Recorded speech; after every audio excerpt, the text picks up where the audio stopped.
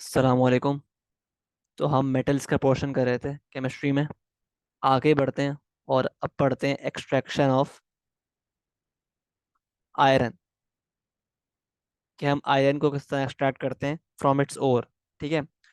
तो आयरन का जो ओर होता है ना, आयरन का जो ओर है उसको हम बोलते हैं हेमेटाइट। जो क्या होता है बेसिकली Fe2O3। या फिर एक और भी ओर होता है, उसको हम बोलते हैं मैग्नेटाइट। जो क्या होता है आपके पास Fe3O4। ठीक है। तो ये आपके पास हैं ओर्स ऑफ आयरन। ठीक है। और आयरन को ऑब्वियसली हम पढ़ चुके हैं कि हम केमिकल रिडक्शन के थ्रू एक्सट्रैक्ट कर रहे होंगे, मतलब with the help of displacement process. ठीक है। ठीक है, बाय केमिकल रिएक्शन के थ्रू हम बेसिकली इसको एक्सट्रैक्ट कर रहे होंगे। और ये जो हम एक्सट्रैक्ट करते हैं ना आयरन को, ये सब काम होता है एक ब्लास्ट फर्नेस में। एक बड़ा सा स्ट्रक्चर होता है, उसको हम बोलते हैं ब्लास्ट फर्नेस। वहाँ पे हम एक्सट्रैक्ट करते हैं आयरन। और जो रॉ मटेरियल्स हमें रिक्वायर्ड होते हैं फॉर दिस एक्सट्रैक्शन, वो भी आपको पता होना चाहिए। रॉ मटेरियल्स कौन से हैं? एक तो है number 1 iron ore, obviously. Number 2 limestone चाहिए होता है हमें, जो कि होता है क्या है आपके पास कैल्शियम कार्बोनेट। कैल्शियम कार्बोनेट को हम बोलते हैं लाइमस्टोन। नंबर 3 आपको चाहिए होता है कोक, मतलब कार्बन। जो कोक बेसिकली कार्बन ही होता है। ठीक है। और नंबर 4 हमें ऑब्वियसली रिक्वायर्ड होती है एयर। ठीक है। क्योंकि एयर से हम लेते हैं ऑक्सीजन। ठीक है। तब होता क्या है, अब हमारे पास इस तरह का ना ब्लास्ट फर्नेस होता है, इस तरह का एक बड़ा सा स्ट्रक्चर होता है।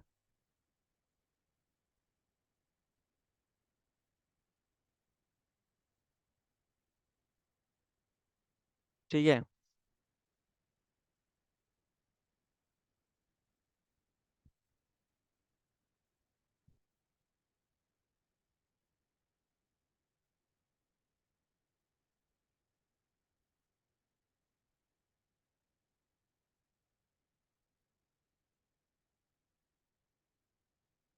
आपके पास ये होता है बेसिकली ब्लास्ट फर्नेस, इस तरह का एक बड़ा सा स्ट्रक्चर होता है। ठीक है। अब ऑब्वियसली हम ऊपर से ना यहाँ से डालते हैं, यहाँ से हम डालते हैं सारे रॉ मटेरियल्स।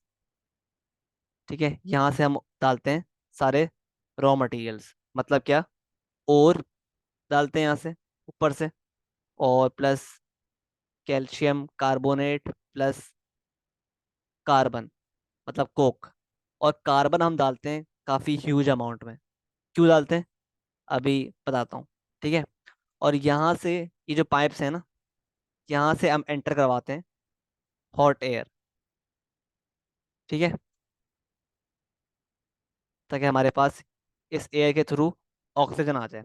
तो अब होता क्या है, काम किस तरह करता है ये एक्सट्रैक्शन के, आपके पास स्टेप 1 में क्या होता है। स्टेप 1 में जो कार्बन है ना, कार्बन आप डाल लो ऊपर से, और ऑक्सीजन यहाँ से आ रही है। तो ऑक्सीजन रिएक्ट करती है with carbon to form carbon dioxide gas. ठीक है। और ये प्रोसेस जो होता है वो क्या होता है एक्सोथर्मिक। ठीक है। ये होता है आपके पास एक्सोथर्मिक प्रोसेस। ठीक है। ऑब्वियसली इस रिएक्शन के होने के बाद आपका जो टेम्परेचर है कंटेनर का, वो बढ़ जाएगा, क्योंकि एक्सोथर्मिक है, हीट निकल ली है बाहर। ठीक है। फिर क्या होता है स्टेप 2। स्टेप 2 में क्या होता है कि जो CO2 गैस बनी है स्टेप 1, वो रिएक्ट करती है विथ मोर कार्बन, क्योंकि कार्बन हमने ह्यूज अमाउंट में डाला है ना। तो it reacts with more carbon to form 2 moles of carbon monoxide gas. अब ये जो रिएक्शन है ना, ये होता है एंडोथर्मिक। तो इस रिएक्शन से आपके पास temperature of the container of the blast furnace बढ़ जाता है, और इस रिएक्शन से टेम्परेचर वापस कम हो जाता है, क्योंकि ये एंडो है, ये हीट अंदर ले रहा है, सही है। और ये जो सीओ गैस बनी है ना, ये काम करती है एज रिड्यूसिंग एजेंट। किस तरह काम करती है, क्योंकि स्टेप 3 में क्या होता है, स्टेप 3 में आपके पास बेसिकली ऑफिशियली आयरन बन जाता है। किस तरह कि C O gas, 3 moles of C O gas react with the iron ore, मतलब Fe2O3, और बनाते हैं आयरन, जो कि लिक्विड फॉर्म में आपके पास बन जाता है। प्लस साथ ही बनाते हैं 3 मोल्स ऑफ CO2 गैस, ठीक है। तो आपके पास स्टेप 3 में आप चेक कर रहे हो with the help of this reducing agent, आपके पास आयरन जो है वो रिड्यूस होके क्या बन गया, एलिमेंट बन गया। यहाँ पे आयरन जो था वो आयन था, उससे बन गया एलिमेंट, और साथ ही आपके पास CO2 गैस बन गई, ठीक है। तो जो आयरन लिक्विड फॉर्म में बनता है ना, वो इस तरह यहाँ पर आकर नीचे जमा हो जाता है, ठीक है, लिक्विड फॉर्म में। और इसको हम निकाल लेते हैं इस टैप से, ठीक है। ये खोल देते हैं, और यहाँ से हम इसको एक्सट्रैक्ट कर लेते हैं, बाहर निकाल लेते हैं, ठीक है। अब स्टेप 4 में क्या होता है, स्टेप 4 में ये होता है कि जो आपने लाइमस्टोन डाला था, लाइमस्टोन जो है वो डिकम्पोज करता है, decompose to form calcium oxide plus CO2 gas, ठीक है। और ऑब्वियसली जो आपके पास ये जो आपने ओर डाला है, ओर, ठीक है, ऑब्वियसली क्योंकि आपने ओर निकाला है, जमीन से निकाला है ना ओर, आयरन ओर, तो इसके ऊपर सैंड के मॉलिक्यूल्स भी होंगे अच्छे खासे। सैंड मतलब क्या होगा, इसके अंदर सिलिकॉन डाइऑक्साइड भी होगा, मतलब ये हुआ, ठीक है, SiO2, ठीक है। इसके अंदर सैंड के भी मॉलिक्यूल्स होंगे, मतलब क्या, सिलिकॉन डाइऑक्साइड भी मौजूद होगी, क्योंकि आपने इसको प्यूरिफाई नहीं किया है निकाल कर, ठीक है। तो ऑब्वियसली आपने ज़मीन से निकाला है, तो सैंड के मॉलिक्यूल्स भी होंगे। तो फिर क्या होगा स्टेप 5 में जब भी ये जो कैल्शियम ऑक्साइड है ना, जो कि बेसिकली एक बेसिक कंपाउंड है, बेस है, वो रिएक्ट करेगा विद दिस SiO2, जो आपको पता है क्या होता है, इसकी नेचर होती है एसिडिक। SiO2 इज एसिडिक, ठीक है। तो obviously basic plus acidic form करेंगे सॉल्ट, जो कि है कैल्शियम सिलिकेट बनेगा आपके पास, जो कि लिक्विड फॉर्म में बनेगा। और इसको हम बोलते हैं, इसका नाम होता है, इसको हम बोलते हैं calcium silicate, also known as slag, ठीक है।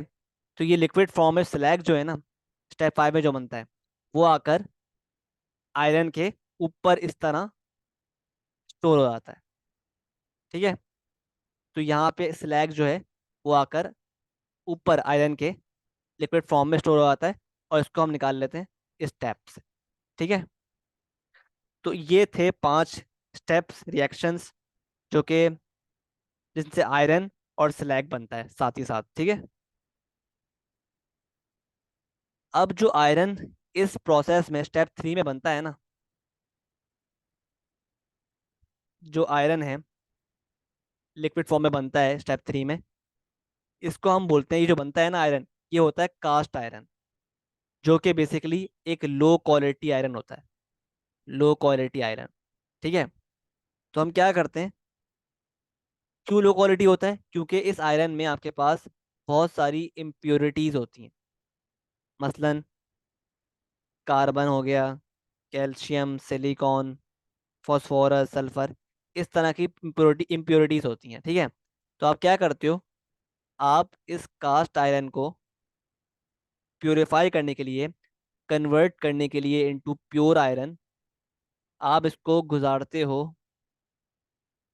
थ्रू अ डिवाइस इसको हम बोलते हैं ऑक्सीजन फर्नेस। इस डिवाइस में क्या होता है कि सारी जो इम्प्योरिटीज है ना, वो हो जाती हैं ऑक्सीडाइज। जैसे कैल्शियम है, कार्बन है, कैल्शियम है, कार्बन है, या सिलिकॉन है।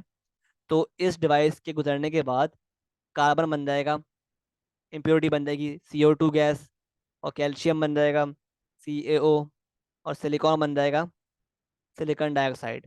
तो ये सारी इम्प्योरिटीज जो है ना, ये क्या हो जाती हैं, ऑक्सीडाइज हो जाती हैं जब आप गुजारते हो कास्ट आयरन को थ्रू दी ऑक्सीजन फर्नेस, और आपका जो आयरन है वो कन्वर्ट हो जाता है इनटू प्योर आयरन।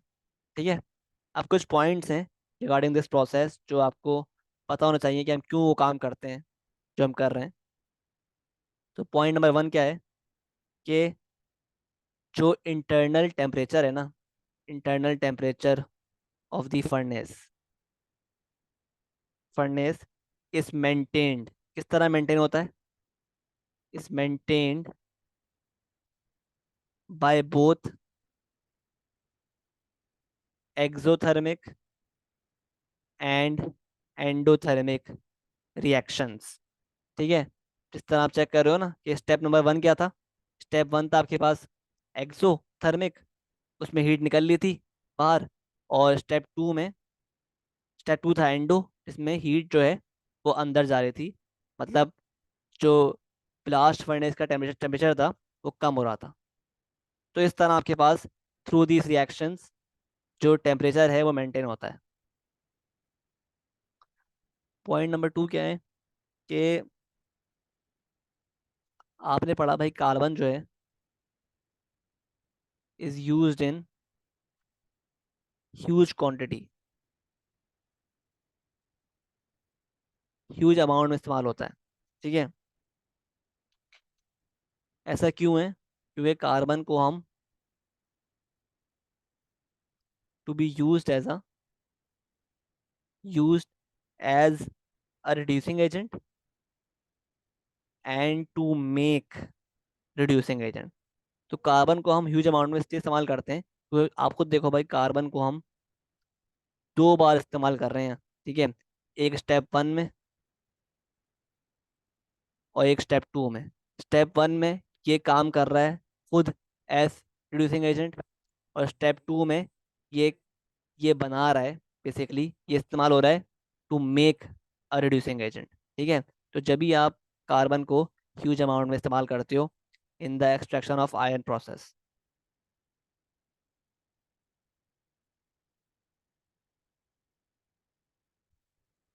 ठीक है। तो आपके पास जो इस पूरे प्रोसेस में 2 रिड्यूसिंग एजेंट इस्तेमाल हो रहे हैं ना, वो कौन से हो रहे हैं? एक कार्बन और एक CO गैस। ठीक है। ये दोनों क्या हैं? इस्तेमाल हो रहे हैं एज रिड्यूसिंग एजेंट्स। ठीक है। Reducing agents in the furnace. ठीक है। अब जो है कैल्शियम कार्बोनेट की बात करते हैं। कैल्शियम कार्बोनेट जो बेसिकली क्या है, लाइमस्टोन। तो ये डिकम्पोज करता है इन द फर्नेस। ठीक है। And is used to remove acidic impurity from the ore like SiO2।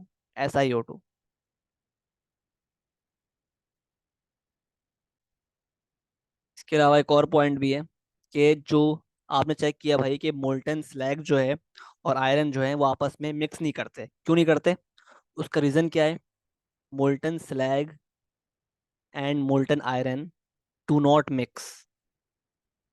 क्यों मिक्स नहीं करते with each other?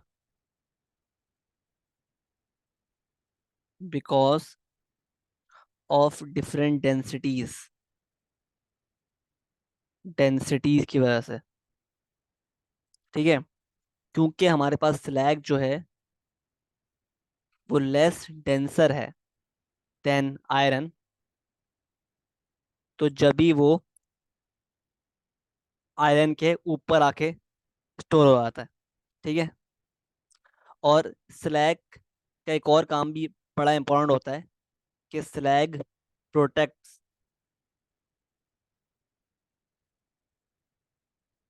Molten iron bye reacting with the hot air. ठीक है। तो यहाँ पे जो स्लैग जमा हुआ है ना ऊपर, स्लैग जो जमा हुआ है, आप खुद देखो भाई, स्लैग ऊपर जमा हुआ है ना आयरन के। तो स्लैग एक और काम भी करता है कि स्लैग जो है ना, इस इनकमिंग हॉट एयर से ना आयरन को प्रोटेक्ट करता है, क्योंकि स्लैग की वजह से आयरन जो है ना वापस रिएक्ट नहीं करता विद हॉट एयर, मतलब विद ऑक्सीजन। तो इंस्टेड स्लैग रिएक्ट करता है। ठीक है। तो hence slag saves protects iron from reacting with the hot air. ठीक है। तो स्लैग का एक और भी काम है ये। और स्लैग क्योंकि लेस डेंस होता है तो जब भी ऊपर आके जमा हो जाता है आयरन के।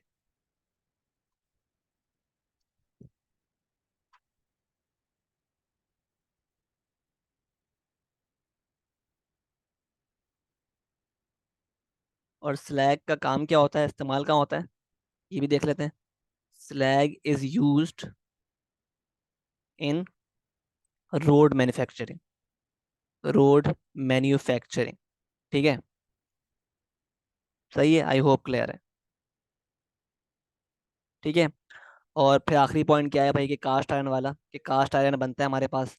हम कास्ट आयरन को क्या करते हैं, गुजारते हैं, गुजारते हैं थ्रू ऑक्सीजन फर्नेस, जहाँ पे कास्ट आयरन प्योरीफाई होके बन जाता है प्योर आयरन। किस तरह, क्योंकि इम्प्योरिटीज जो होती हैं वो सारी ऑक्साइड्स की फॉर्म में रिमूव हो जाती हैं। ठीक है। तो ये था all about the process of extraction of iron. ठीक है।